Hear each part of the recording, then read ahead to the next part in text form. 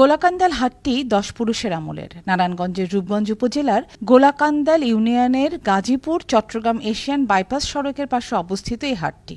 সঠিক করে কেউ হাটটির বয়স বলতে না পারলেও অনেকে ধারণা দিয়েছেন। কেউ বলেছেন ৫০০ বছর, আবার কেউ বা বলেছেন ১০০০ বছর। বয়স যাই হোক না কেন, এই হাটটি প্রাচীন। এই হাটের খুব পরিচিতি রয়েছে।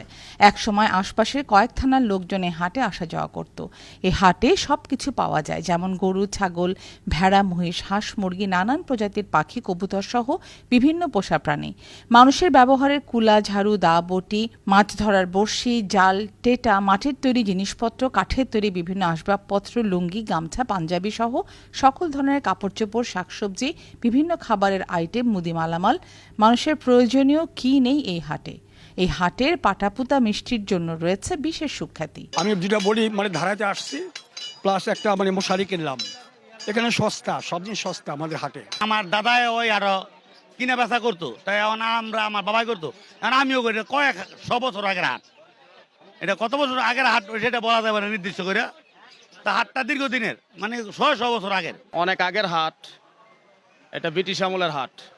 দেশ ডিভাইডেডের আগে ওই হাট ছিল, এখনো আছে। গোলাকান্দাল ঐতিহ্যবাহী হাট, এখানে ভালো বেচা কিনি হয়, সব কিছুই পাওয়া যায়। আপনি অনেক হাটে অনেক কিছু পাবেন না, কিন্তু এখানে সব কিছুই পাওয়া যায়, কোনো কিছুই না পাওয়া যায় না এরকম কিছু নাই। এটা পুরান হাট, এটা একটা আমার বাপ দাদা, আমার দাদারাও এটা এই হাট করছে।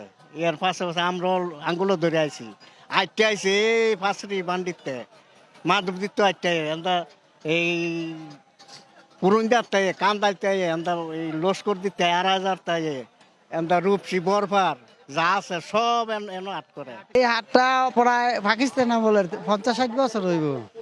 আমরাও আসি, আমার বাপ দাদারা আসতো, ছোটবেলা থেকে আসি।